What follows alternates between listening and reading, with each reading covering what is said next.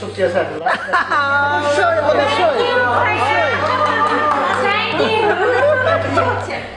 এই লাস্ট গানটা সে কখনই গাইতে চায় না, কিন্তু আসলে তাকে রিকোয়েস্ট করবো গানটা গাওয়ার জন্য। It is true for each and every one of us. এটা হচ্ছে আমরা তো বড় বড় মানুষের কথা শুনলাম, নজরুলের কথা শুনলাম, রবীন্দ্রনাথের কথা শুনলাম। আমাদের দেশের সাধারণ মানুষরা যে অসাধারণ গান লিখতে পারে, অসাধারণ সুর দিতে পারে, এটা এটা কিন্তু ইটস এ ফ্যাক্ট।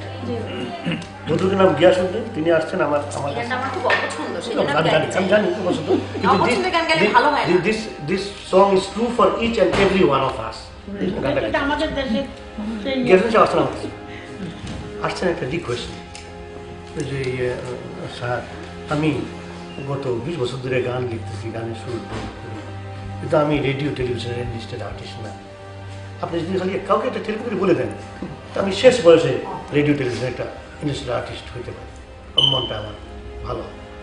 আমি ভদ্রলোক গান শোনাইলেন আমাকে, এই গানটা শোনাইলেন। আমি একটা চিঠি কাগজ দিলাম, উনি ইমিডিয়েটলি নওয়াজ আলী খান, তখন তিনি বিটিভি প্রোগ্রামের দায়িত্ব ছিলেন, জেনারেল ম্যানেজার ছিলেন। ওনাকে চিঠি লিখলেন যে নওয়াজ আলী ভাই এই লোকটিকে আপনার কাছে পাঠাচ্ছি, আমি খুবই খুশি হবো যদি ইমিডিয়েটলি তাকে আপনি টেলিভিশনের এনলিস্টেড গীতিকার করতে পারেন। তো সে আমার কথা রেখেছে, ভদ্রলোক গেছেন সেখানে, ইমিডিয়েটলি তাকে টেলিভিশনের এনলিস্টেড গীতিকার করা হয়েছে। তিনি দেশে ফিরে গেছেন, ফিরে গিয়ে মারা গেছেন। এই পার্টিকুলার গানটা আমাদের এক্সপেকটেশন ছিল 2টা, সেই জায়গায় 2টা আমরা বোনাস পাচ্ছি। ব্যাপার না, কিন্তু রাত হয়ে গেছে না, we couldn't miss it actually. Good.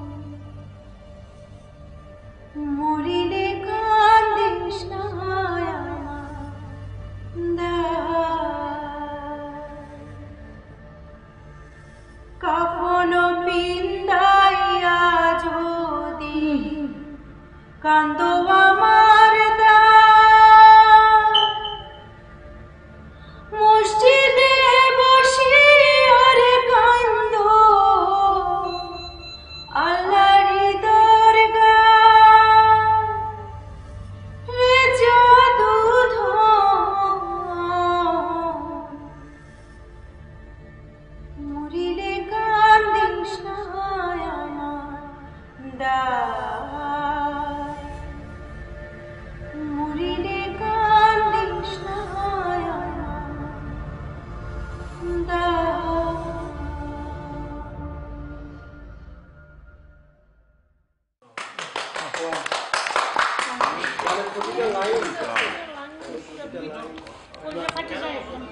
হচ্ছে Giasuddin.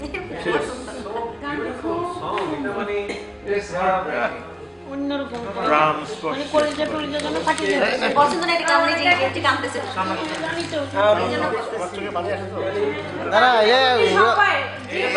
Anybody can be hurt. না আপু গানটা আপনার মনে হচ্ছে আপনার গলায় আমার ভালো লাগছে বেশি। না পরিবেশটাও আর পরিবেশটা গানের জন্য তৈরি পরিবেশ, সবাই মানে এটা সংস্কৃতি মানে পরিবার, তো এরা সিনেমা টিনেমা গান টান নিয়ে। হ্যাঁ, আমি না আসলে সচরাচর গান গাইতে চাই না, কখন জানেন দেখা যায় যে সবাই গান শুনতে ইন্টারেস্টেড থাকে না। এখন গান হচ্ছে এর মধ্যে একজনের বারবার হয়তো বা টেক্সট মেসেজ আসতেছে, সে বারবার টিপাটিপি করছে, তখন আমার না এটা ঠিক না, আমি জানি সবাই তো একরকম হবে না। আর তা আমি চোখ বন্ধ করে এই জন্য আমার মাঝে মাঝে মানে খুব চলে যায়, আনইজি লাগে। সরি, আমার এটা No, that's true. It is normal. এখানে সেই আরামটা আছে গান। এখানে সবাই সমস্ত সবাই বুঝে তো এটা মর্ম। সবাই কান্দে দিলা। This is not good. Come on, come back. অবশ্যই we will come back. গলার মতো এত সুন্দর প্রত্যেকটা জায়গায় আপনার করাটা আমাদের আঙ্কেলের জন্য সবাই নামাজ পড়ে দোয়া করবেন যাতে উনি আরো 50 বছর বেঁচে থাকে। আরো 50 বছর। এটা মিনিমাম যে 50 বছর যদি আগামী 50 বছর বাঁচলে আমাদের সারা জীবন পাবো নাকি? আমি প্রথম এখানে আসলাম চিকিৎসার জন্য, ফার্স্ট টাইম আগে আমার ডাক্তারের সঙ্গে মানে একটা স্টোন কাটারিং, এটা ওদের কিন্তু আমি দিচ্ছি 1 কোটি টাকা নিচ্ছে। না না, ওদের কিছু তুমি $125,000, তার মানে 1 কোটি টাকা কিছু বেশি।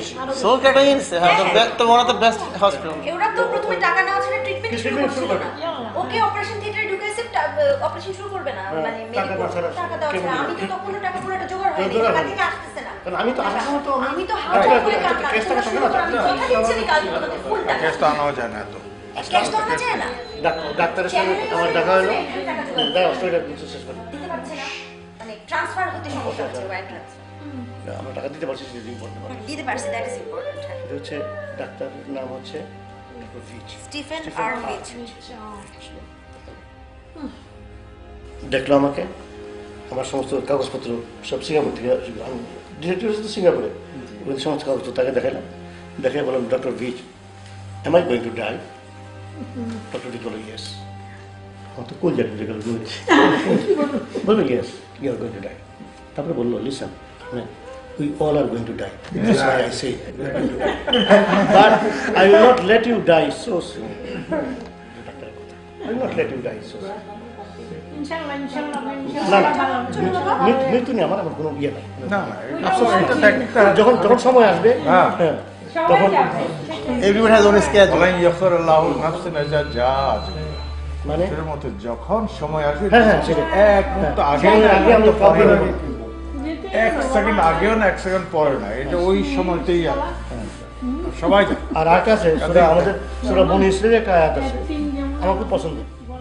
সূরা বনী ইসরাঈলের আয়াতটা হচ্ছে, আমি তোমাদের প্রত্যেকের ভাগ্য তোমাদের গলায় হাড়ের মতো ঝুলাইয়া দিয়েছি, ইয়া আমার পক্ষে সম্ভব। আমি তোমাদের প্রত্যেকের ভাগ্য তোমাদের গলায় হাড়ের মতো ঝুলাইয়া দিয়েছি, ইয়া আমার পক্ষে সম্ভব। কাজেই আমাদের ভাগ্যে কি আছে না আছে সব তো অলরেডি ডিসাইডেড বাই হিম। সামাকে আমরা ঝামেলা করছি, এই কাজ করি ওই কাজ করি, জিমদের ঘরে পড়ে থাকি না।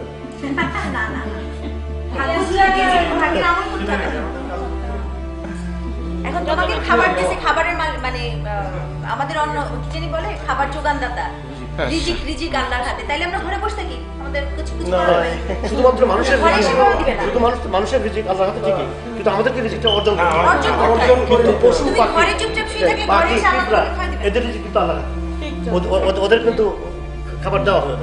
মা নিশু Let's go. আচ্ছা যাই লেটস গো। আল্লাহ নেগো মা আব্বা কেমন আছো?